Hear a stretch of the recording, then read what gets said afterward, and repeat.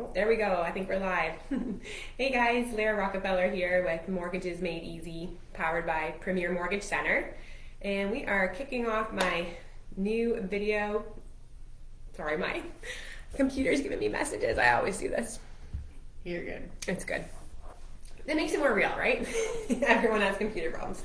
Anyway, like I said, we're here starting my new video series where we're talking with experts, and I couldn't think of a better expert to have on than Jane Bradley. She's a financial advisor with Edward Jones here in Simcoe. They're located in the Queensway Plaza where the M&M meets us. And today we're going to talk about how we can get ready for tax time, which is coming up, right? Yeah, thanks for having me, Lara. It's great to be here. As Lara mentioned, my name's Jane Bradley. I'm a financial advisor with Edward Jones here in Simcoe, and I've put together 5 tips for tax time. So, the first tip is to really look at hiring a professional. Okay. Hire a professional tax filer on your behalf, and there's so many reasons to do this, Lara, but the most important reason really is about making sure that you're not leaving money on the table. Yes, absolutely. Our Canadian tax system is complex. Yes, it is. And with complexity, sometimes it's easy to overlook things like credits and deductions that are applicable in your situation. So having a professional tax filer work on your behalf will prevent you leaving money on the table. So not just like trying to do it yourself on one of those like kits that you do online. Okay. Yeah, I mean, I would recommend that most people really do look to find a professional advisor or a tax professional. Okay. Yeah. Doesn't it change every year, like some of the credits too? Like it can change, I think, right? So. They really do, especially with what we're seeing the last few years with CERB, and that's true. Now we've got new credits coming out for 2022. So I'm not a tax filer at all. I work with several, but there's some really great tax professionals here in Norfolk County that can help you out. All right, so tip number 1, hire a pro. Hire a pro, absolutely. Okay, so what's tip number 2? Tip number 2 is to get organized. The pros will thank you for this, but there's really a lot to prepare outside of just, assembling your regular T4s from your employer. You want to make sure that you're collecting things like your RRSP contribution slips. You want to make sure that you're collecting medical expenses that maybe you've paid for out of pocket, business expenses. A lot of people are working from home, so there's a portion of those you can write off bills that are deductible. Absolutely, and nail down a system. What I find really helpful is I just keep now that I'm a business, obviously it's more complicated, but even before I would just keep like an envelope and have it in my filing cabinet and just shove all your receipts in there through the year, and even that's better than Absolutely. doing nothing. I mean, and hold on to those receipts, right? Yes. So you want to make sure that you're holding on to them. 12 envelopes, like January through December, and just file away, and at the end of the year, tally it all up with a good old-fashioned calculator. It just makes things so much more smooth. I use QuickBooks, the app. There's apps that you can get to. So obviously when you're self-employed or a business, you're going to need a more complicated system than that. I bet even just using an Excel sheet is going to make it easier for your professional. Right? Totally. And if you didn't do that in 2021, start now for 2022. Yeah, we're only 1 month in, right? So go back and start for sure. Yep, absolutely. Bye. So we get along. Okay, tip number 2 was get organized. So let's see what number 3 is now. Yeah, so tip number 3 is consider working with a financial advisor. Okay. I mean, I can say that because I am one. But, your financial advisor will work with your tax professional to make sure that you are making the most of, RSP contributions. They will also help you to assemble some of those documents that we just talked about earlier and make sure that you've got that on time. A financial advisor will really give you tailored personal advice on how to meet those short-term, medium, and long-term goals. So consider doing that and working with an advisor. So what exactly is a financial advisor? Like, what do you do all day? What do I do all day? Well, I help people reach their goals. Is first and foremost what I do.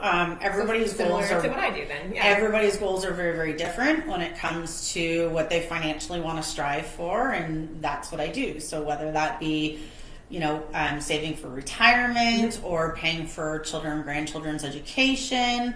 I dive in and really get to know the client and their goals and help them get there, really. So should only super rich people come and deal with a Super rich financial people. advisor, or what about just us regular hardworking families? Should we still be meeting with a financial advisor? Absolutely. If you've got goals that are important to you that you need some advice on, you don't ever want to be leaving money on the table, and there are so many strategies out there to really help grow an individual's net worth that quite possibly the average person isn't really aware of. Yeah. And, well, that's all you do, right? You live, breathe, and eat and sleep finances. So. Yeah. Eat, breathe, sleep finances. Yeah. Absolutely.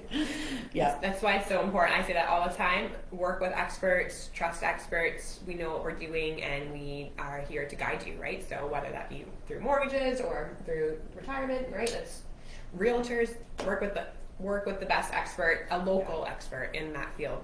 Yeah, totally. Okay, so that was number 3. That's using a financial advisor. Let's go into tip number 4. So tip number 4 is really to,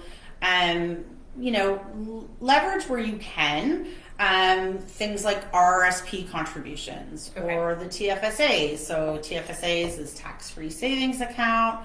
RRSPs are registered retirement savings plans. And the reason why you really want to consider utilizing these programs is they are tax efficient. If you are contributing to an RRSP, what it does is it reduces how much you are taxed on your earned income in the short term, right? So it can be a really great strategy to minimize your tax consequences for this coming year while saving for the long term to reach those retirement goals. Especially if you are a first home buyer. If you're a first home buyer and you're thinking that you want to buy a house this year, it might be a good idea to reach out and speak with a financial advisor about, does it make the most sense to be taking that down payment money that you've been saving, maybe take that money and put it into an RSP that you're going to be taking out later this year when you are ready to purchase, because then you're getting that tax break, right, on the RSP income. And when you purchase your first house, you can use that RSP money without consequence of taking it out, right? So yeah, the home buyers program can certainly be a good program for individuals that are looking to save for that down payment.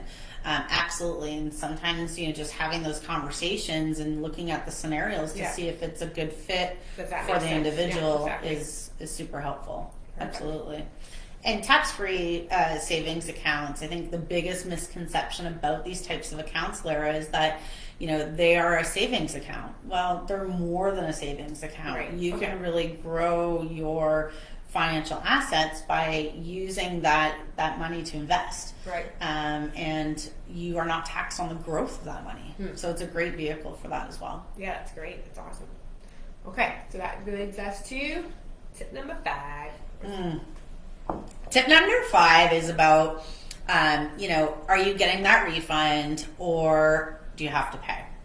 And so make sure you're filing on time, even if you have to pay. Right? You do not want to be paying the CRA any more than what you have to. So save on those late filing fees, right? And so when is tax deadline then? Tax deadline is April 30th. Okay. Yep. So you want to make sure that you are filing before April 30th. Okay. Yeah. Whether you are expecting a refund or expecting to have to pay them. Okay. Yeah, just make sure that you're doing that. You don't want to be having any sort of penalties with that. And what to do with that refund. I encourage clients to take a look at their debt. Yeah. Might be a great time, especially with the impending interest rate environment, to maybe make that extra mortgage payment today with your return. Pay down unsecured credit card debt. It's so detrimental at 19.99 and higher. Yeah. I also would say, look at rolling it into a tax-free account if your goal again is to purchase a home. Right. Okay. So let's get a strategy on paper and figure out what makes the most sense for you, right? So if you are saving for a house, we can figure out what's the best account that it's in, or if you do have, like you were saying, unsecured credit card debt. What that means, unsecured, it just means that it's not registered against a property. So a mortgage or a home equity line of credit that is a secured one, is against your property. Everything else is unsecured debt. Yeah. And they normally have a lot higher interest rate. If you do have a lot of that, it's always a good time to look at refinancing your actual mortgage too, right? I mean, mortgage rates are still all-time low. It's a good time to have a conversation about something like that as well. Absolutely. Okay. So really quick then, our number of tips are hire a pro. Yep. Get organized. Get organized. Speak with a financial advisor. Take a look at your RSPs and tax-free savings accounts, and just what to do with your refund or file on time. Yes, filing on time. File on time. Yeah. So I'm sure there's going to be like a lot more questions very specific to everyone's specific financial situation. Jane would love to have an appointment with you, and so would myself. So, put her contact information. You can book a call and just see what makes the most sense for you. But having that personalized one-on-one strategy for you, it's really going to make a big difference. So that would be, I would say, my 6th tip. There you go. Okay. Absolutely. All right, guys. Well, I appreciate you watching today. Have a good day. We'll talk to you soon. Bye, everyone. Thanks Bye. for having me, Lara. No problem.